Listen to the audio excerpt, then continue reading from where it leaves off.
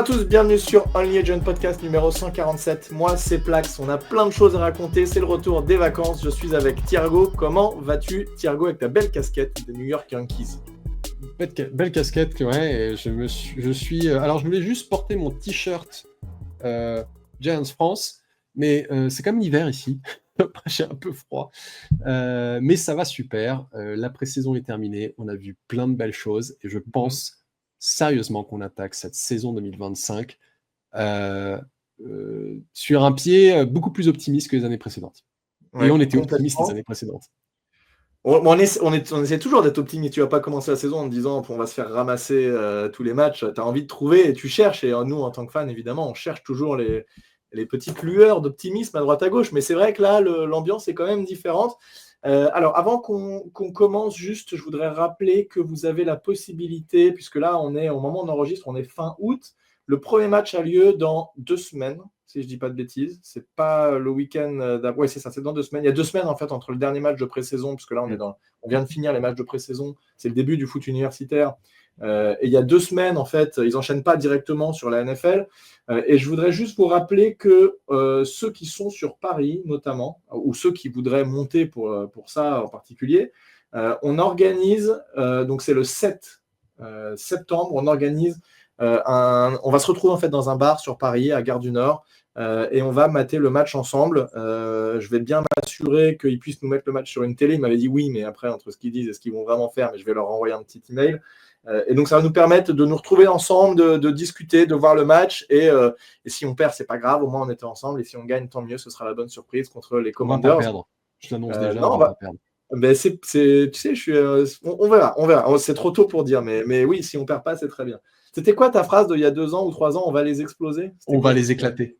On va les éclater. Non, voilà. on va les défoncer. C'était ça, on va les défoncer. Il faudrait qu'on retourne. On va les défoncer et on les avait défoncés, les Eagles. Hein. Rappelle-toi. Il y a 2 ans, le dernier match de la saison, on les avait éclatés. Ouais. On les avait défoncés. Ouais. Ça, c'est vrai. Voilà, c'était juste pour vous rappeler qu'on va se retrouver et qu'on va pouvoir mater ça ensemble. Je suis en train de regarder les 2 derniers matchs, puisque tu as fait un podcast où vous aviez parlé du premier match, donc une victoire contre les Bills. Entre-temps, on a joué contre les Jets, nos ennemis new-yorkais. On les a éclatés, 31-12. Et on a joué il y a quelques jours, les Patriots, qu'on a encore plus éclatés. On les a défoncés, on les a piétinés, 42-10. Donc, on finit la pré-saison avec 3 victoires. Et j'ai sous les yeux juste une petite stat. On en discutait juste avant. Donc, les Giants, je suis en train de traduire un tweet là que j'ai sous les yeux, deviennent la 8e équipe depuis 2009 à battre leurs opposants de plus de 60 points d'écart sur les 3 matchs cumulés. Les 7 équipes précédentes sur les 7 équipes précédentes qui ont fait ça, il y en a 6 qui ont fait les playoffs, il y en a 2 qui ont gagné le Super Bowl. Et en moyenne, les équipes qui gagnent avec autant de points d'avance pendant la pré-saison, finissent avec 11,1 victoires en saison régulière. Donc, ça ne veut évidemment rien dire pour nous, mais ça veut quand même dire que, parce qu'on dit toujours, c'est la pré-saison, c'est les joueurs remplaçants, ça veut rien dire, machin. Surtout le dernier match, je suis assez d'accord, parce qu'il y a beaucoup, au moins 3 cartons. Les Jets nous ont dit quand même qu'ils ne jouaient pas leur playbook. Donc, c'est pour ça qu'on a gagné contre eux. Non mais c'est vrai. C'est vrai que c'est des taquines, mais quand le coach des Jets France, ça fait ouais, en fait, on montre pas notre playbook. Je fais ah oui, donc c'est pour ça que Justin Fields n'a fait qu'une passe complétée sur 5. complété qu'une seule passe sur 5. Bref, en tout cas, ça veut quand même dire que c'est positif. On a vu des joueurs super contents au moindre truc cool qui se passait. Il y a une émulation globale. Les insiders le disent depuis le début. Tous nos QB ont performé. C'était pas parfait, mais on a vu Jackson Dart au niveau. On a vu Jameis Winston faire des passes de TD. On a vu Tommy Vito complètement incroyable qui fait un rating quasi parfait. Il est à 147 de rating, je crois, contre les Patriots. Là, il a joué toute la deuxième mi-temps. Voilà, donc on a marché sur toutes les équipes contre lesquelles on a joué. Quel est ton avis, toi, Thiergo, sur ça? Comment tu le ressens? À chaque fois, on dit, voilà, il ne faut pas s'enflammer. Ou alors, même quand on perd, on dit, c'est pas grave, c'est normal, c'est les remplaçants. Toi, comment tu vois la chose là sur ces 3 victoires et ce bilan parfait sur cette pré-saison? C'est un mélange de sentiments contradictoires. Parce que comme tu dis, on a beau se rappeler, ça fait plus de 15 ans, plus de 20 ans, toi, que tu suis la NFL. On sait que les matchs de pré-saison, c'est pas un échantillon fiable, parce que, en effet, même si je faisais cette petite vanne par rapport à nos amis des Jets, il est vrai que les équipes ne jouent pas leur meilleur playbook, les équipes n'ont pas tous leurs titulaires, les titulaires ne se donnent pas à fond parce qu'ils n'ont pas envie de se blesser, ils ont envie de se préserver pour la saison. Donc il y a quand même tout un tas de facteurs qui nous laissent penser que c'est pas parce qu'on s'est bien débrouillé en pré-saison que on va forcément bien se débrouiller en saison régulière. Si je ne dis pas de bêtises, l'année où les Lions de Détroit ont terminé sans victoire, donc ça devait être 2008, ils font la pré-saison à 3 victoires, enfin à 4 victoires. Ouais, ça me dit quelque chose. Voilà, ils avaient gagné tous leurs matchs de pré-saison et ils n'ont gagné aucun match en saison régulière. Donc ça vous montre bien que ça. Mais quand on regarde ce qui s'est passé, quand on regarde la Moonball de Wilson, quand on voit Jackson Dart qui improvise des plays et récupère 50 yards sur une passe à Ojleski, quand on voit Marcus Embo qui, en right tackle, left tackle, est en train de malmener des vétérans, et j'ai même pas parlé de la défense. On a eu Abdul Carter qui, certes, n'a pas eu de sac, mais a provoqué des passes incomplètes. Enfin, on a vu plein de bonnes choses d'un point de vue individuel. Et tout ça, en fait, a aussi abouti à un résultat collectif qui, sur les 3 rencontres, était ultra convaincant. Donc, c'est pour ça qu'en début de podcast, je disais, j'ai vraiment le sentiment qu'on aborde cette saison 2025 avec de bonnes raisons d'être optimiste et de se dire, c'est pas qu'on est uniquement bon sur le papier, c'est on a vu des trucs sur le terrain qui nous laissent penser que on peut avoir une bonne saison. Enfin, en tout cas, une saison qui est meilleure que la saison précédente. Ah bah, complètement, oui. Et c'est là, en fait, on est en train de poser des bases avec ces 2 drafts là qui ont été réalisés. On est en train de poser des bases solides, a priori, pour les saisons à venir. Et on va parler de Jackson Dart. Moi, j'ai été marqué surtout par le jeu de nos quarterbacks. Quand tu regardes les oppositions qu'on a eues. Alors, Jets, ça allait, leur quarterback remplaçant, la Sanchez, je crois, Martinez. C'est complètement. Adrien Martinez, ok. Sanchez, c'était leur QB, le butt fumble. Là, c'était Marc Sanchez, c'était. Ouais. Et quand tu vois, nous, ce qu'on produit avec nos QB, alors attends, comment il s'appelle le quarterback des Patriots? Mais c'était catastrophique. J'espère que ce n'est pas leur QB2. Parce que si c'est leur QB2, vaut mieux pas que leur QB titulaire se blesse. Parce que c'est vraiment c'est d'un niveau, mais nullissime. Mais je disais sur Twitter, et on va parler justement de l'effectif final, on sait déjà que Tommy DeVito ne va pas pouvoir rester dans cette équipe. Je ne serais pas surpris que Tommy DeVito se retrouve dans une équipe comme New England, où ils n'ont pas de backup solide. Et DeVito a montré une très bonne pré-saison. Il est à sa 3e année en NFL, et c'est un joueur qui est mûr, et qui prend des bonnes décisions, qui sait exécuter. Mais en effet, tu regardes le QB2 des Patriots, moi, je serais absolument... je serais au fond du trou si je savais que notre backup, c'était ça.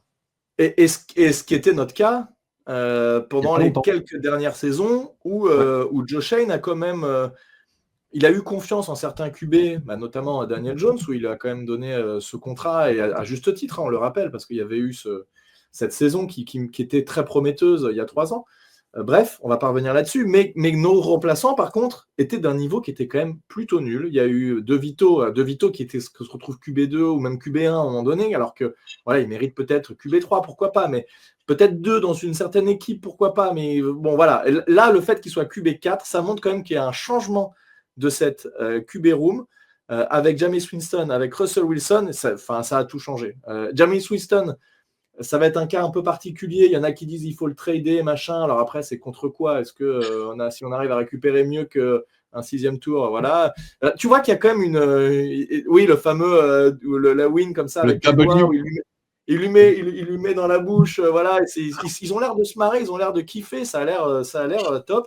Et ils jouent tous à un bon niveau. Alors je dis, c'est pas du niveau MVP non plus, il ne faut pas exagérer, mais on a vu des choses, voilà, en tout cas, ils ont fait suffisamment pour qu'on marque plus de 30 points à chaque match.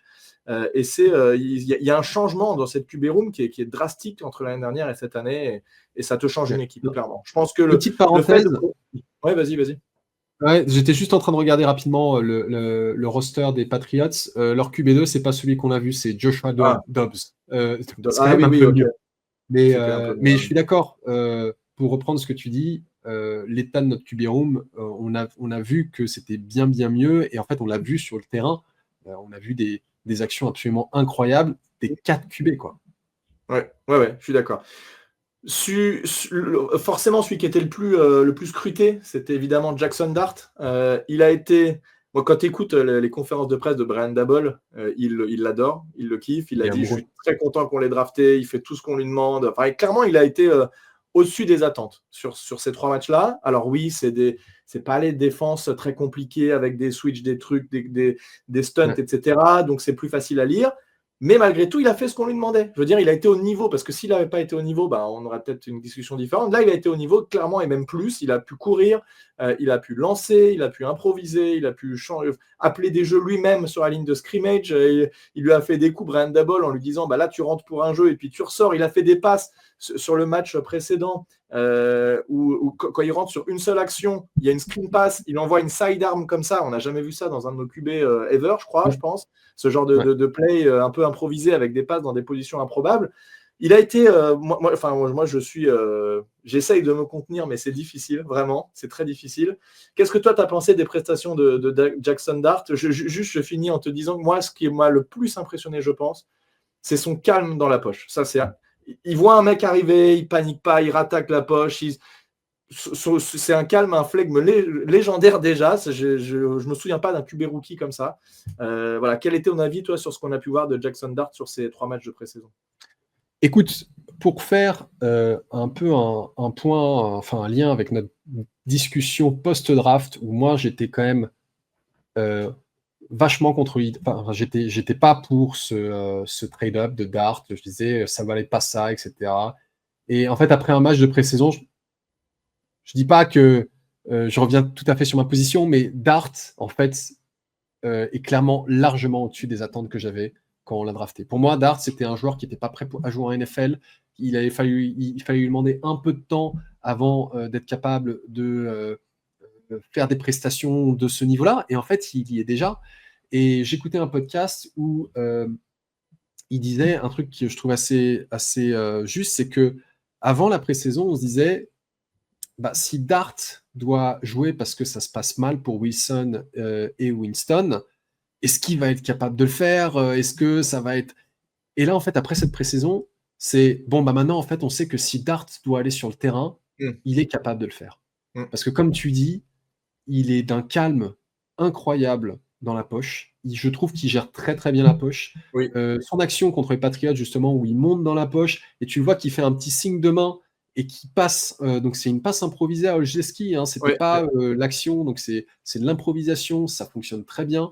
Il a aussi ce côté très extraverti que moi, personnellement, je n'ai jamais connu chez un quarterback des Giants, parce que je suis les Giants depuis 2007. Eli Manning, qui était un excellent quarterback, qui est un quarterback Hall of Famer, quoi qu'on en dise, est un introverti, et donc en fait ne montrait pas. Moi, tu vois, son action où il fait un QB sneak contre les Jets, et il se relève, et là, tu sais, il en fait ouais, allez, tu sais, il y a du swag, quoi. Et tu sens que toute l'équipe est derrière ça, et toute l'équipe kiffe.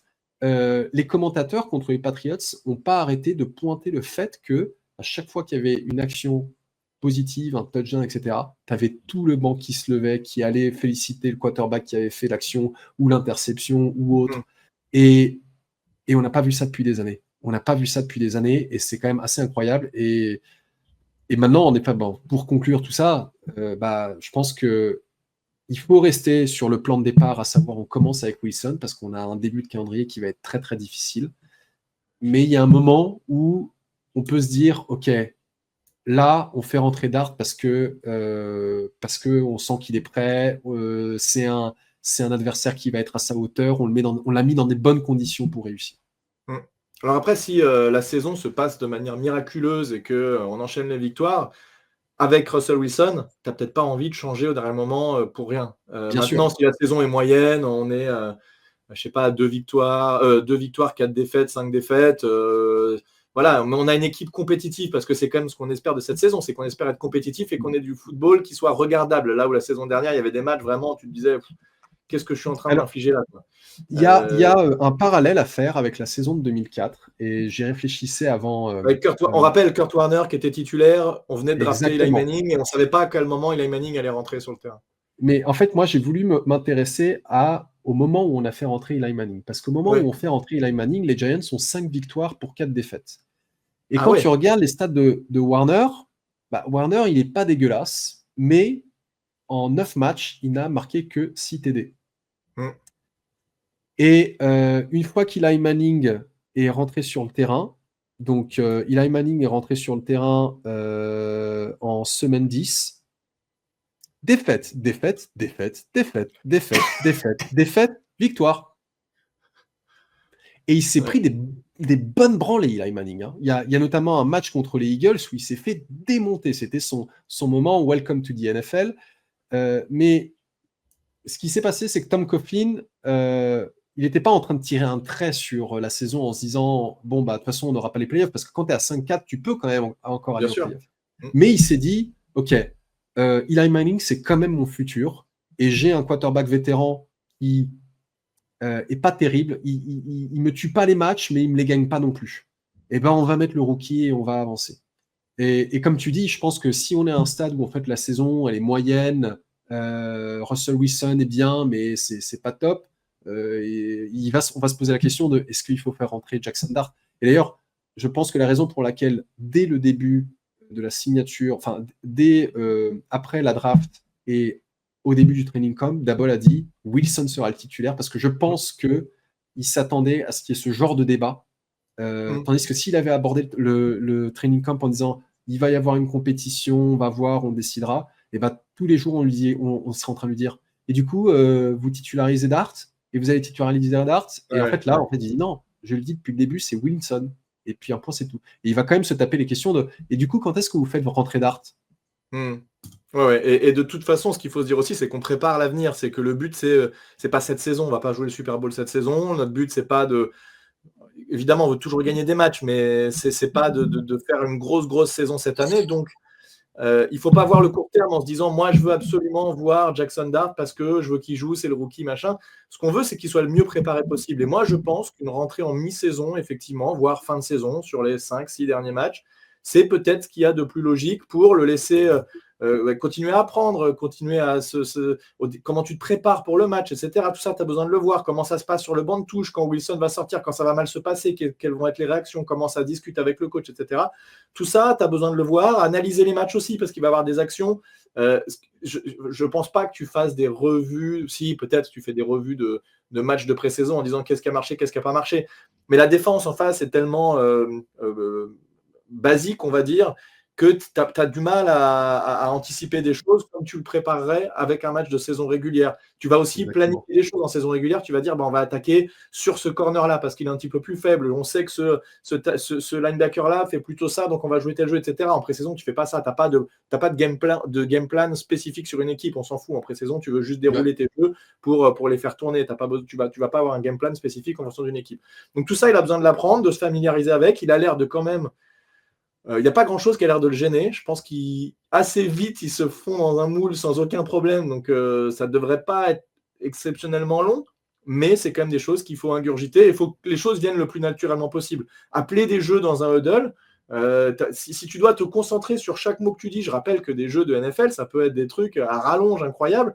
Tu as besoin que ce soit naturel tout ça. Donc, il faut encore qu'il apprenne et je pense que ça ne sert à rien de le rusher trop vite.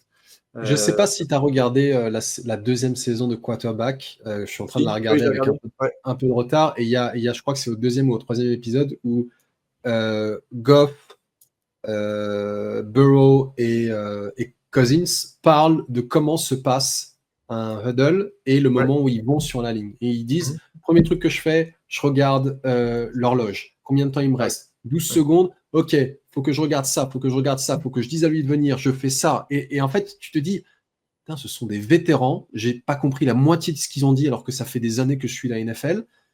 Et tu as un rookie qui est capable de faire ça. Alors, je pense qu'on lui a donné en effet une version un peu allégée de tout ça, mais il le fait bien. Il faut commencer petit à petit.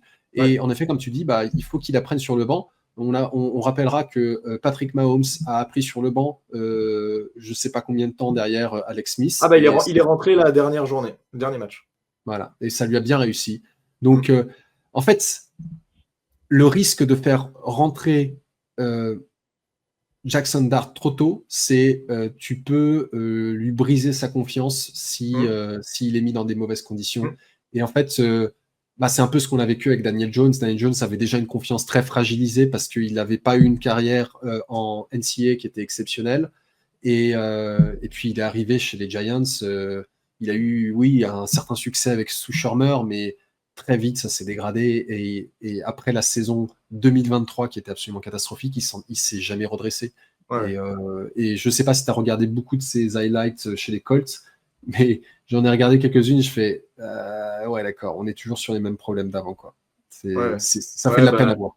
Moi, je continue de penser que cette O-line aussi, qui n'était pas au niveau, lui a brisé le moral et il n'était pas confiant. Ah, bah d'ailleurs, très bonne transition.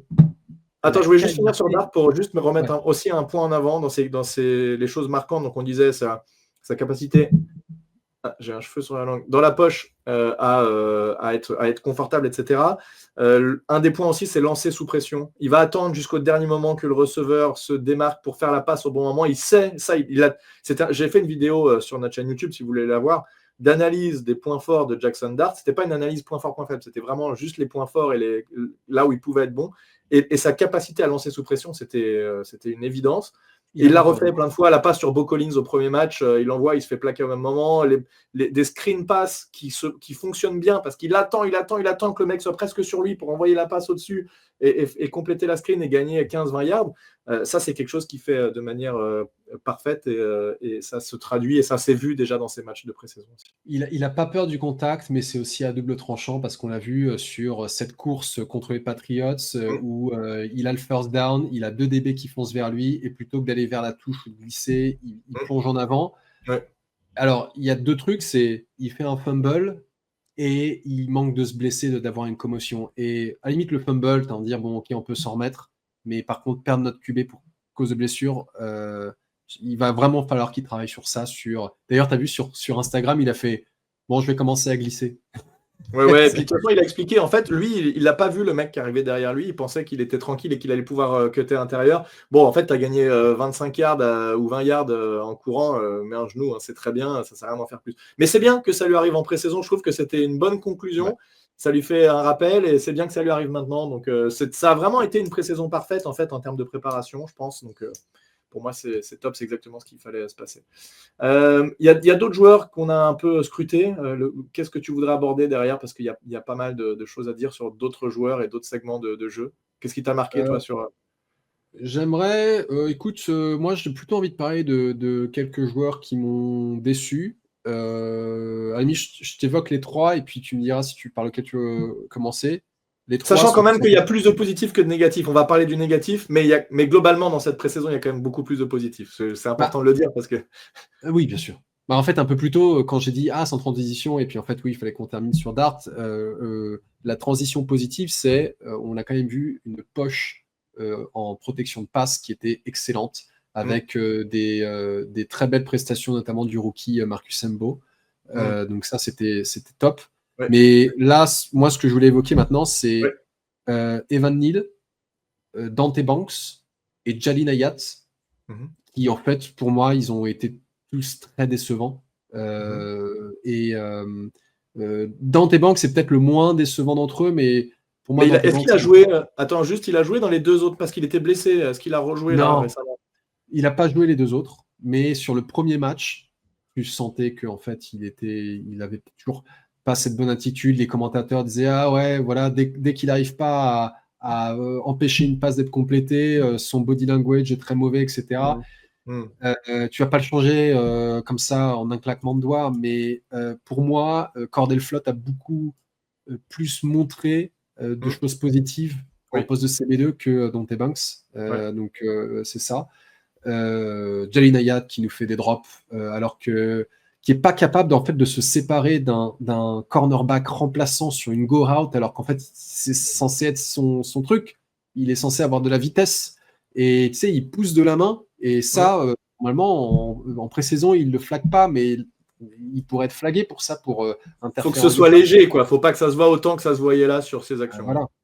Et pourtant, alors attends, tu dis ça. Donc effectivement, il est un peu devant, il pousse pour faire un peu de séparation. La balle lancée par Jackson Dart arrive parfaitement dans ses bras et il la drop. Ouais. Juste après, il a exactement la même par Jameis Winston. Heureusement, cette fois-ci, il marque. Mais bon, c'est vrai que ça, c'est le genre de ballon qu'il doit catcher. Il a 6 passes lancées dans sa direction, seulement 3 catchés, dont 2 drops. Donc oui, c'est vraiment pas terrible. Mais ouais. Et puis le dernier, c'est Evan Neal. On s'est tous dit, bon, bah, maintenant qu'il sera en garde, ça devra mieux se passer, ce sera plus facile. Et il galère quand même. Et si même Carmen Bricillo n'est pas capable de coacher Evan Neal pour qu'il soit dans les bonnes conditions, etc., peut-être que le problème, il vient pas de nous. Peut-être que le problème, il vient tout simplement d'Evan Neal, qui aura beau dire en conférence de presse, ouais, je trouve que je me débrouille pas trop mal. C'est pas ce qu'on voit sur le terrain. Non, il a autorisé beaucoup de pression, un sac sur Dart notamment. Je suis en train de regarder là le depth chart non officiel, puisque c'est encore provisoire pour l'instant, mais on a toujours Van Roten qui est en équipe 1, et ça, je pense que ça ne changera pas. Donc en garde droit. Et Evan Neal est pour l'instant listé en 2 et Jake Kubas qui est en 3. Bon, je ne sais pas trop ce que ça va donner sur ça. T'évoquais Marcus Beau, ça c'est pour le coup, c'est une grosse satisfaction que ce soit à droite ou à gauche.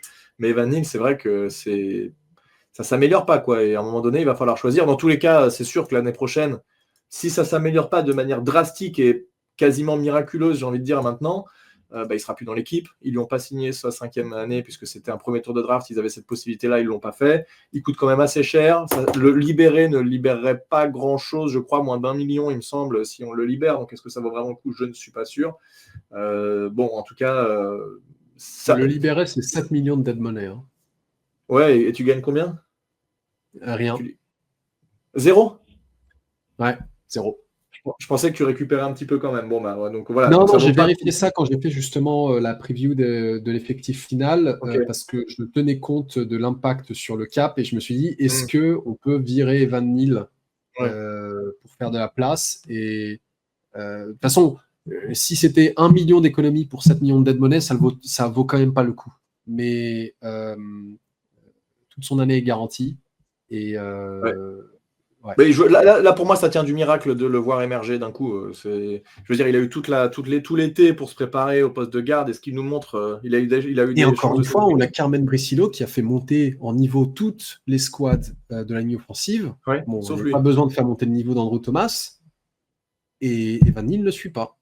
Ouais, je suis d'accord. Et tu vois des joueurs rookies comme Beau qui sont récupérés au 5e tour de la draft, qui sont absolument incroyables, mais qui sont vraiment à un niveau intéressant. Donc comme quoi, on a l'impression qu'on ne sait pas drafter des O-line, mais là, l'exemple de Beau pour l'instant, alors il faudra le voir en saison régulière, mais je trouve que c'est très très intéressant. Il y avait Ezoudou aussi qui était très décevant, mais Ezoudou, c'était pas un premier tour de draft, voire un top 5 pick de la draft. Donc bon, voilà. Ezoudou, il a joué un peu pendant la pré-saison en garde, qui est sa position naturelle. J'avais l'impression que ça se passait mieux quand même.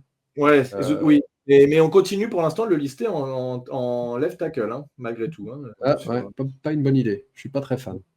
C'est pas incroyable. Et puis, de toute façon, pour l'instant, c'est James Hudson 3 qu'on avait payé un petit peu d'argent quand même. Je crois qu'il venait des Browns, il me semble. Jason Hudson, pardon, the Third, qui n'est pas incroyable non plus. De toute façon, normalement, c'est Andrew Thomas qui va jouer. On espère vraiment, on croise les doigts pour qu'il tienne le coup. Mais on a vu que Beau était capable de faire aussi des choses. C'est quand même assez fou de se dire que Beau, il arrive à jouer à droite et à gauche. Alors oui, c'était pas contre des titulaires, mais malgré tout, voilà, il a tenu le coup. Evan Neal, il se fait brouster par des third stringers. Donc bon, c'est quand même beaucoup plus inquiétant. Et c'est ça, en fait, c'est ça ce qui est grave. C'est que Evan Neal se fasse rouster par des gars qui probablement ne joueront pas en NFL. Et, non, mais et c'est pour ça que ça m'énerve quand tu le vois en conférence de presse qui fait ouais, je trouve que je me débrouille pas trop mal.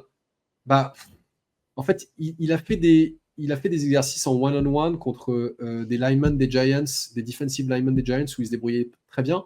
Mais je suis désolé, à part Dexter Lawrence, il n'a pas affronté Dexter Lawrence. Et Hakeem Roches-Nunes, c'est peut-être notre deuxième meilleur defensive lineman intérieur. C'est pas exceptionnel. Et derrière, tout le reste, ça vaut pas grand-chose non plus, quoi. Donc, Ouais.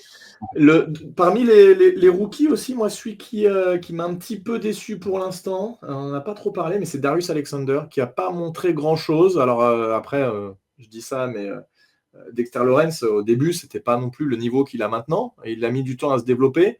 Je suis pas trop inquiet, mais j'aurais aimé voir un petit peu plus. On a vu beaucoup de choses de beaucoup de rookies.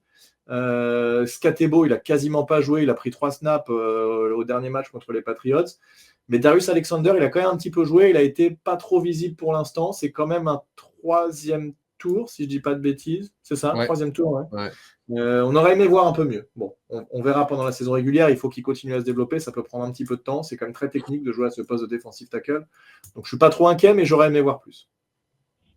Abdul Carter, par contre, on a parlé. Il a joué peu de snaps, mais voilà, on va dire 50% des snaps de pass rush, il a réussi à les convertir en une pression ou quelque chose d'intéressant. Bon, globalement, quand même, il n'a pas fait de sac, mais ce qui en ressort, et tout le monde est d'accord, c'est qu'il est juste monstrueux. Donc, il nous tarde de voir. Il a fait des. Parfois, tu ne peux pas faire le sac, mais rien que le fait d'avoir fait une hurry, une pression, ça va te provoquer la passe mal avisée qui est interceptée. Donc, c'est pas grave. Moi, je m'en fais pas. Les sacs, ils vont venir. Ils vont venir, les sacs. Il faut qu'ils continuent. Pour moi, il était impressionnant. Il y a un moment où il s'est pris un taquet. Ça a été un peu son moment Welcome to the NFL. En fait, je pense que c'est bien qu'il se soit pris ce taquet, je trouve. Ouais, c'est parce que en fait, tu sens qu'il a été touché, blessé dans son orgueil. Ouais, et qui se dit, on m'y reprendra plus à ce jeu-là. Ouais. Et j'aimerais pas être le prochain lineman qu'il affronte. Mais j'attends des grandes choses de la part d'Abdul Carter. Il m'a vraiment impressionné. Ouais, complètement. Bah, en fait, c'est un tight end qui est aligné un petit peu à l'extérieur et je sais pas, il pense que le tight end va sortir sur un tracé ou j'en sais rien, il fait pas gaffe et en fait le tight end lui fonce dessus. Il met un taquet direct, quoi. Il tombe sur le cul et il essaie de se relever, il y a le lineman qui le repousse. Ouais, ça c'est vrai que ça fait mal à l'orgueil, ce genre de petits trucs-là. C'était le meilleur moment de la pré-saison des Jets. Ouais, il n'y a eu que ça pour eux, contre nous. De toute façon, c'était leur seule belle action contre nous. Ok, et après, je suis en train de regarder un petit peu ce qu'il y a eu sur cette pré-saison. Alors, on n'a pas eu de joueur qui est vraiment sorti du lot. Il y avait eu un petit peu le receveur, comment il s'appelle? Attends, je suis en train de reprendre. Liam Frey Jr. Non. Qui ça? Tu penses à Liam Frey ou tu penses à... Attends. Je suis en train de regarder parce que on a cuté quand même pour l'instant 8 joueurs. Apparemment, d'après Dan Degan, un des journalistes, ceux qui sont cutés vite comme ça, c'est ceux qu'on reverra plus du tout. Et je pensais à Montrell Washington. Voilà, Montrell Washington qui était le Pre-Season Wonder. Il y a toujours des joueurs comme ça qui sortent où tu te dis waouh, il est super fort et tout. Puis en fait, une fois sorti de la pré-saison, il ne donne plus rien. Donc Montrell Washington qui avait capté pas mal de passes de dart pendant les entraînements et qui a fait 2-3 belles choses aussi. Il a fait des drops malheureusement, mais il a fait aussi 2-3 belles choses avec il a réussi à casser des plaquages et à mettre des yards, etc. Donc voilà, mais il a été cuté assez vite. Donc malheureusement, il ne fera pas partie de ce roster. Et c'était un petit peu la surprise. Les autres joueurs, il y a 8 joueurs qui ont été cutés à l'heure actuelle, au moment où on enregistre ce podcast. Il y a le wide receiver Jordan Bly, l'inside linebacker KJ Cloyd qui avait le plus de plaquage de la pré-saison, je crois. Le cornerback O'Donnell Fortune qui avait fait une belle passe typée sur le dernier match. Deontay Johnson, l'inside linebacker. Le centre, alors je ne sais même pas que c'est Jimmy Morrissey, je ne sais pas d'où il vient. Zach Pascal, le wide receiver, qui était un wide receiver vétéran, on pensait, certains disaient bah oui, c'est assuré, machin, pas du tout. Il était là pour faire plutôt de la profondeur. Montrell Washington et un O-line, Jason Williams. Je n'ai aucune idée de qui est cette personne. Donc voilà, les 8 joueurs qu'on a cutés au moment où on enregistre ce podcast, ça va s'accélérer évidemment dans les jours à venir pour arriver à ce roster des 53. Je rappelle aussi qu'on va être dans les premières équipes, alors je ne sais plus comment ça s'appelle, mais les waivers, voilà. Donc ça, est-ce que toi qui connais très bien ça... Ouais, tu veux que je t'explique? Oui, en fait, attends, je voudrais que tu m'expliques ça et quel est le lien avec les joueurs qui sont mis sur Practice Squad. Est-ce qu'un joueur de Practice Squad, tu peux être le premier à le récupérer avec ses waivers ou c'est rien à voir? Alors, je vais pouvoir répondre à la première partie, la deuxième, je ne sais pas, parce que depuis que les règles de Practice Squad ont changé, ça fait des années que je me dis, bon, il faut que je me pose et que je cherche à comprendre comment ça fonctionne. En fait, le waiver wire, c'est en lien avec en début de saison, ça correspond à l'ordre de la draft. Et le concept, c'est que les équipes les moins fortes sont les équipes qui ont l'opportunité en premier de récupérer certains joueurs qui ont été libérés. Parce qu'en fait, quand on est sur un contrat rookie ou quand on est un certain nombre d'années d'éligibilité en NFL, donc c'est pour les jeunes joueurs, quand tu es coupé par une équipe, tu ne peux pas aller signer où tu veux. Tu dois attendre de passer par les waivers. Et si personne ne récupère ton contrat, là, tu peux signer où tu veux. Et ce qui se passe, c'est que nous, on était en 3e position de la draft. Donc, ça veut dire qu'on est en haut. Donc, on va avoir la priorité sur beaucoup de joueurs. Et après, ça change chaque semaine en fonction du bilan victoire-défaite pendant la saison régulière. Et après, pour la question de practice squad, je ne sais pas. Je ne sais pas parce que normalement, tu vas en practice squad si tu ne récupères si tu n'es signé par aucune équipe pour être dans l'effectif actif. Donc, je pense que typiquement, un joueur que tu veux récupérer dans ton practice squad doit avoir passé les 32 équipes dans le waiver, c'est-à-dire que personne ne les a récupérés via le waiver, et là, ils vont en practice squad. D'accord. Donc, toi, une fois qu'il est passé, toi, tu décides de le mettre dans le practice squad, mais à tout moment, une équipe peut décider de prendre un joueur d'un practice squad adverse à partir du moment où il est dans l'effectif des 53. Par contre, tu ne peux pas juste le prendre dans le practice squad pour le remettre dans ton practice squad à toi. Ça ne marche pas. Il faut le récupérer. Donc, typiquement, on pourrait imaginer, à moins qu'on formule un trade, mais on a 4 QB qui peuvent être, on le disait, au moins QB2 dans une autre équipe.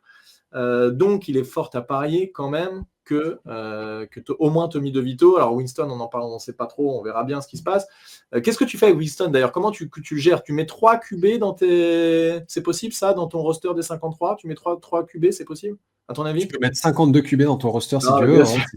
Bien sûr, mais je veux dire, est-ce que c'est des choses qu'on voit de manière régulière? Oui, je pense que c'est quelque chose qu'on voit de manière régulière et c'est quelque chose qu'on a vu aussi chez nous quand on avait Daniel Jones qui se blessait assez souvent. Avec Eli Manning, on avait besoin que d'un seul QB remplaçant. Limite 0, on n'avait pas besoin de QB remplaçant. Limite 0, exactement. En fait, tu as fait un article sur le blog, notre blog, On New Gen Blog, avec tes estimations de ce qui pourrait arriver sur le 53. Donc, tu as mis effectivement Russell Wilson, Jackson Dart et Jameis Winston dans les 3 QB.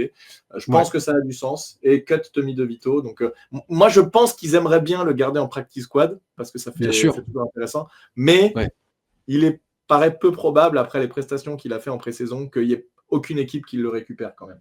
Non, c'est clair. Et puis, pour ce que tu dis, Winston, il y a déjà des questions qui ont été posées au GM assistant de est-ce que vous allez trader Winston, etc. Parce qu'il y a des équipes qui sont pas forcément aussi bien loties niveau quarterback. Les Giants, pour le moment, disent non. Et je pense qu'ils ont envie de le trader. Mais qu'ils vont dire non. Je suis pas sûr. Il apporte dans le vestiaire quand même.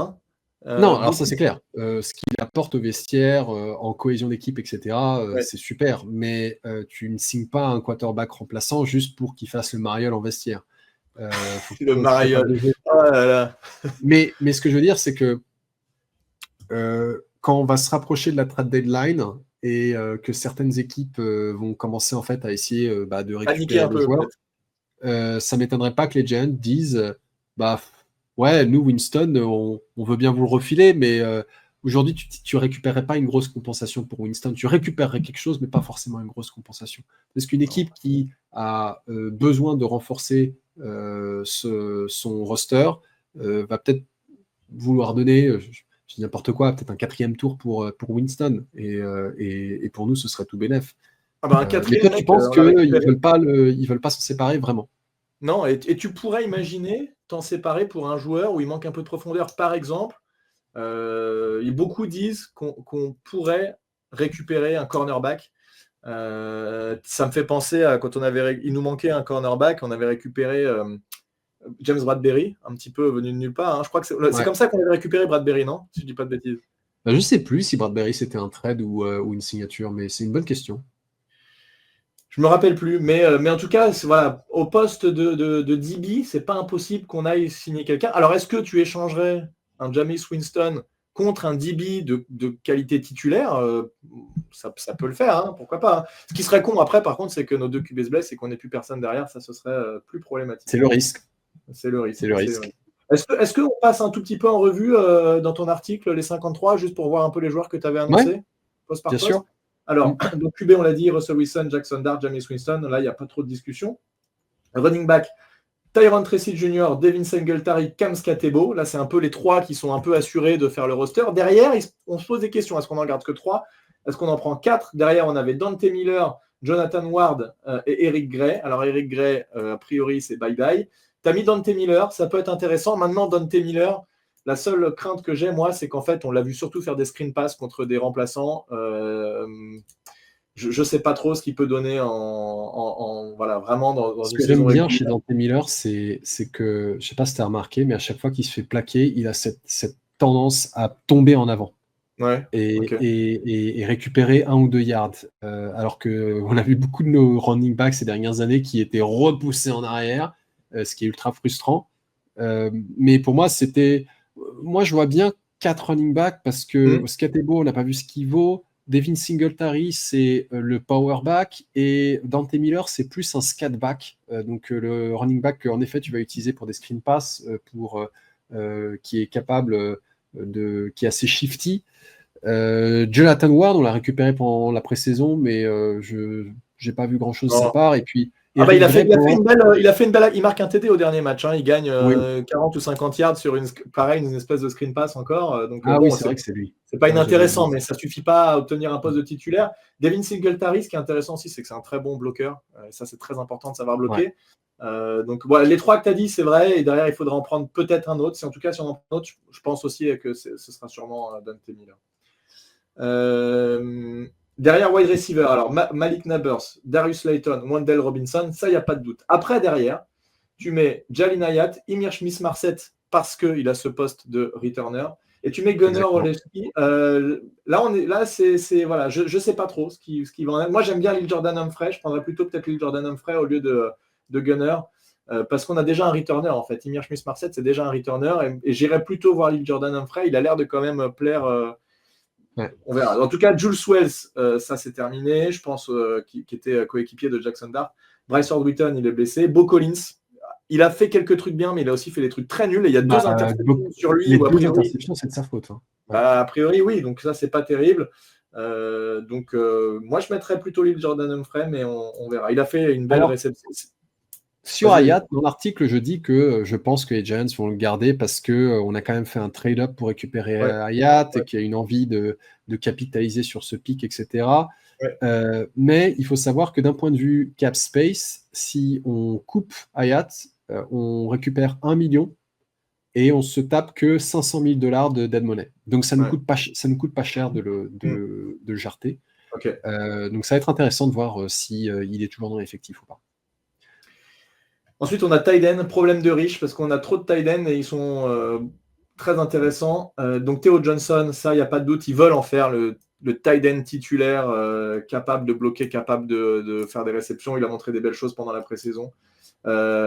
Thomas Fidone, donc, qui est le rookie de cette année, 6e tour ou 6e tour. 7e tour peut-être, je crois. Chris Manners, qui est le tight end bloqueur. Et tu as mis, là c'est la question, Greg Dulcich. À la place de Bellinger, tu as cuté Daniel Bellinger. Moi, je ne suis pas trop d'accord avec ça. Je pense qu'on va plutôt garder Daniel Bellinger parce que Greg Dulcich, il a montré des belles choses, mais c'était contre des remplaçants, alors que Bellinger, on sait qu'il est rien montré du tout. Correct. Non, mais est-ce qu'il a joué tout court en fait pendant la pré-saison? Ouais, je pense qu'il a joué. Hein. Il n'a pas dû jouer beaucoup, Bellinger, je pense. Le seul changement que je ferais ici, c'est que je mettrais Bellinger à la place de Dulcich. J'ai peur que Dulcich qu'il ait montré des belles choses parce qu'il a joué contre des équipes 3 de défense adverse. Voilà, on verra. Ce que je disais pour Bellinger, c'est que il va peut-être être en fait une cap casualty, dans le sens où il n'est pas forcément mauvais, mais on peut faire pour le coup une très très grosse économie et de 3,4 millions pour seulement $200 000 de dead money. Et il y a quelque chose à prendre en compte, c'est que sur ces 2 dernières saisons, on a quand même eu des problèmes de pas de kicker pendant un match. Parce que l'équipe n'avait pas suffisamment de cap space pour reprendre un joueur. Alors, c'était surtout vrai la saison dernière que la saison précédente. La saison précédente, c'était vraiment la faute à pas de chance. Et je crois qu'on n'a pas trop. Enfin, les Giants ont besoin d'un peu de cap space en saison pour avoir de la marge de manœuvre. Non, mais là, il va falloir faire des moves parce que je crois que le cap space, on n'est pas bon. Il va falloir faire quelques ajustements, ça c'est clair. Donc, on verra. En tout cas, ça va être très intéressant de voir ce qui se passe au poste de tight end. Derrière les O-line, tu en gardes 11. Tu gardes Andrew Thomas, John Runyan, John Michael Schmitz, Greg Van Roten, Jermaine Elumunor. Donc, ça, c'est les 5 titulaires. James Hudson, Austin Schlottmann, Marcus Beau, Evan Neal, Stone Forsythe. Et derrière, tu cut Ezeudu. Pourquoi pas, ça ne m'étonnerait pas. Aaron Stinney. Je suis un peu plus nuancé sur Stinney. Moi, je pense qu'il va faire le roster. Brian Hudson et Jake Kubas. En tout cas, là aussi, on voit qu'on a de la profondeur parce qu'on n'est pas sûr. Et ça, c'est quand même... Ça faisait longtemps qu'on n'avait pas eu ça, de se dire on n'est pas sûr de qui va rester parce qu'il y a plusieurs mecs qui sont bons et qu'on va devoir laisser partir un mec bon. Ça fait des années que ça ne nous était pas arrivé et c'est vraiment des bons problèmes à avoir. Bon, en tout cas, pas grand-chose à dire là-dessus. Je suis d'accord. On aurait pu remplacer Evan Neal, mais comme tu l'as dit, financièrement, ça ne vaut pas le coup. Donc... ça, c'est le problème. Forsythe, par contre, lui, il peut être coupé. Ça nous coûte que $100 000 en dead money pour 1 million d'économies. Donc, ce ne serait pas étonnant de voir Forsythe qui saute pour garder Stinney, par exemple, ou Ezeudu. Et derrière, en centre remplaçant, je crois que c'est Van Roten qui est le centre remplaçant. Auquel cas, Mais on a vu Schlottmann aussi. Hein. Ouais, bien sûr. Ensuite, on passe sur la défense. Donc, la defensive line, tu en gardes 6. Dexter Lawrence, Roy Robertson Harris, Chauncey Golston, je pense, qui sera très intéressant cette saison. Darius Alexander, Elijah Chatman, qui joue aussi fullback maintenant. Ça, c'était très rigolo de le voir faire ça. Et Rakim Nunes-Roches. Tu cut Jordan Riley, DJ Davidson, Corey Durden, Elijah Garcia et Jeremiah Ledbetter qu'on a récupéré à l'intersaison. Il n'y a pas trop de... Il y a quand même besoin de monde en defensive line. C'est pas impossible qu'ils aillent plutôt taper 7 peut-être, à voir. Après, ça dépend comment tu catégorises les mecs aussi. Là, il n'y a pas trop non plus de surprises. Là, je sais pas. On n'a pas de joueurs non plus. Je pense que ça fait partie des postes qui sont un peu faibles. On aurait aimé avoir un deuxième joueur au niveau de Dexter Lawrence. On espère que ce sera Darius Alexander qui sera capable d'émerger. Mais pour l'instant, derrière Dexter Lawrence, c'est un petit peu faiblard quand même. Les outside linebackers, donc Edge, pass rusher, Brian Burns, Kevin Thibodeau, Abdul Carter, ça fait quand même du sacré lourd, et Tom Fox, tu cut Trace Ford et Demetrius Flanagan Fall, je ne sais même pas qui c'est. On l'a récupéré pour intersaison, il était chez les 49ers, donc il a signé un nouveau contrat avec nous, mais pareil, ça ne coûte pas grand-chose de le cutter. Et en fait, j'ai gardé Tomon Fox parce que Tomon Fox est dans l'équipe depuis un moment, il participe en special team. Voilà. On rappelle que les fonds de poste, c'est souvent des mecs qui sont capables de faire aussi des special teams et souvent on conseille c'est comme ça qu'ils vont contribuer. D'ailleurs, Dante Miller, on en parlait, il joue en special team et il fait des belles choses. Donc ça peut être une des raisons pour lesquelles il pourrait être gardé. Il restera, tout à fait. Ouais. Inside linebacker, tu gardes Bobby Okereke, Micah McFadden, Darius Muasau et tu cut Chris Board et Victor Dimukeje, je ne sais pas qui c'est. Chris Board, on l'a fait venir on l'a fait venir mince, c'était quelle équipe les Ravens, je crois.